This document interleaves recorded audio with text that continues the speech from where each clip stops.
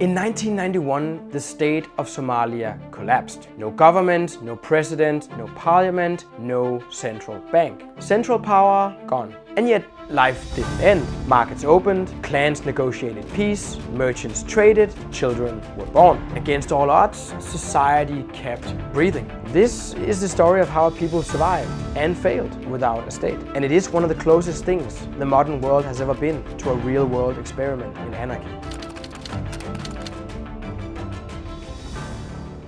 For 2 decades, Somalia had been ruled by a Marxist military dictator, Siad Barre. His government promised unity, progress, order, and delivered poverty, torture, and repression. When it all came crashing down in 1991, the state dissolved overnight. Ministries looted, soldiers deserted, bureaucrats fled, and the institutions that were supposed to protect the people, well, they disappeared. To the Western eye, it looked like hell. Gunfire in Mogadishu, warlords carving territories, famine on CNN. But beneath the chaos, something strange happened. Something that most political scientists and politicians, of course, refused to admit. Without a government, people to a large extent started governing themselves. In the ruins of central authority, an ancient system re-emerged, older than any constitution. It was called Xeer, the Somali customary law. Elders met under trees, not in parliaments. They didn't write laws, they negotiated them. And justice was not about punishment, but restitution. You stole, you repaid. You killed,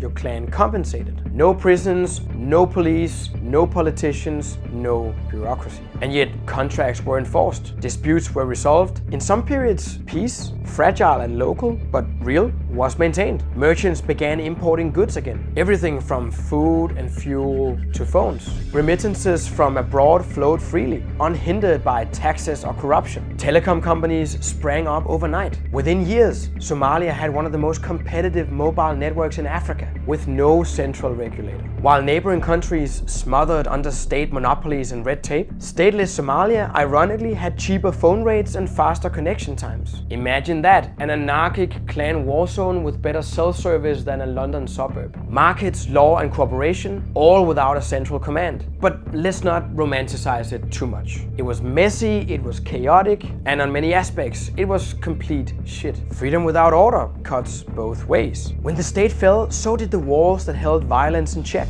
So did the institutions, whose job it was to protect the citizens. Even if they carried out a terrible job, clans became armies, leaders became warlords, and men with guns became the manifestation of the truth that power, not principle, gets to decide who eats first, or eats at all. Remember the famous line in the Melian dialogue? The strong do what they can and the weak suffer what they must. The same decentralization that allowed trade and voluntary order also allowed predation. Warlords taxed markets at gunpoint. Pirates hijacked ships off the coast. And of course, not making the situation any better, foreign powers funneled weapons to their favorite factions. The libertarian dream of a voluntary society had also demonstrated one of the brutal truths of human nature, that freedom in the Hobbesian sense means opportunity for creation and destruction. A market without any Leviathan of any form to keep violence out of the equation can never fully become a free market. Remember, it is a free market because aggression is not involved. Because transactions are voluntary, it becomes a positive sum game. The moment aggressive violence enters, we get zero sum. Still, even in the worst years, and those years were pretty bad to put it mildly, some regions, like Somaliland, built local stability without waiting for a central state. They held elections, maintained peace, and reopened schools. In November 2024, Somaliland held its 4th presidential election since independence, with over 1 million people voting across more than 2,000 polling stations. The opposition candidate, known as Xeer, defeated the incumbent Abdi in a peaceful transfer of power. The kind of democratic transition that most of Africa still struggles to achieve. That's remarkable for a self-declared republic of just 6 million people, one that isn't even officially recognized by any major state. Small coherent communities succeeded where the grand project of nation building had failed. That is decentralization in practice. Freedom scaled down to what humans can actually manage. But what about the rest of Somalia? The thing is, after years of anarchy, the international community tried to put Humpty Dumpty back together again. In 2004, a transitional federal government was formed under UN and African Union supervision, and by 2012, the federal government of Somalia was officially established. A state on paper, but one that has never truly ruled the country it claims. Even in 2025, Mogadishu's government survives largely on foreign aid and foreign troops. Its authority rarely extends beyond the capital. At the same time, smaller local states act as quasi-independent entities, negotiating with clans, militias, and Islamist groups. Al-Shabaab still controls large parts of the countryside and collects taxes more efficiently than the official government. So the facade of central authority has returned, but the reality remains deeply decentralized, often by necessity. In other words, the Leviathan came back, but it's missing half its body. So while the world applauds Somalia's return to governance, much of its real order still comes from below, from clans, markets, and private arrangements that never truly disappeared. But as I said, we have to be honest about what didn't work.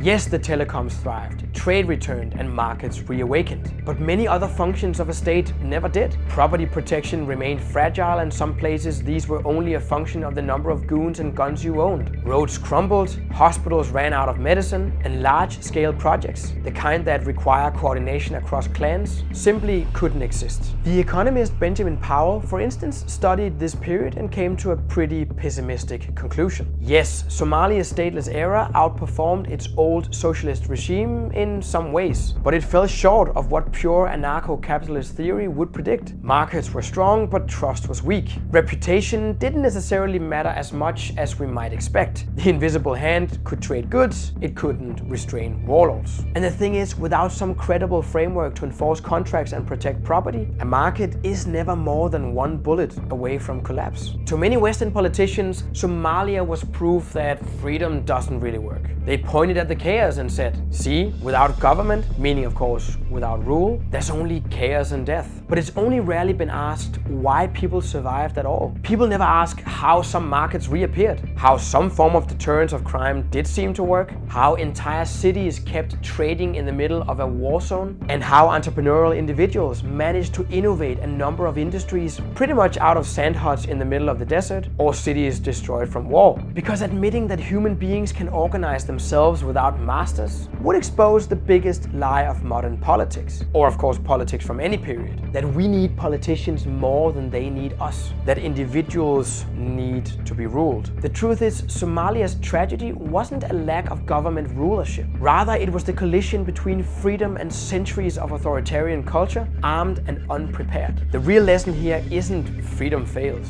The lesson is freedom without an enforced rational order becomes prey to force. And that capitalism without anyone or anything to protect the freedom of the individual is nothing more than feudalism with better Wi-Fi. Somalia teaches us a hard truth. Yes, a society can survive without rulers. It can even innovate, trade, and rebuild under really harsh conditions. But it cannot thrive unless rational individuals, not government bureaucrats, take responsibility for justice, security, and order. Freedom is not self-sustaining, and there is nothing inherently peaceful about human beings. Oppression and violence is just as much derivatives of the human psyche as cooperation and rational thinking. But it requires rational thinking. Individuals who understand why freedom is important and how to establish and maintain it. Discipline, reason, and defense against predators, both foreign and domestic. And then we might disagree what the best way to achieve freedom maximization is. We can take that discussion later in between ourselves. But we cannot accept the Hobbesian state of nature. We cannot accept as individuals, as radical egoists, that our ability to realize our values becomes solely the result of our own primitive capacity for violence vis-a-vis the capacity for violence of our neighbors. Libertarian realism isn't about dreaming of utopia. It's about preparing for what happens after the state collapses. Because one day, somewhere, it will. And we should hope so, that the state, as we know it, withers away and dies. And when that happens, will we have the will, the capacity, the rational order to rebuild without new tyrants? Somalia gave us a glimpse of what total decentralization could look like. It was not paradise, it was not hell. It was the human condition unfiltered. But some things worked, and we noticed. And that is probably what scares the statists the most.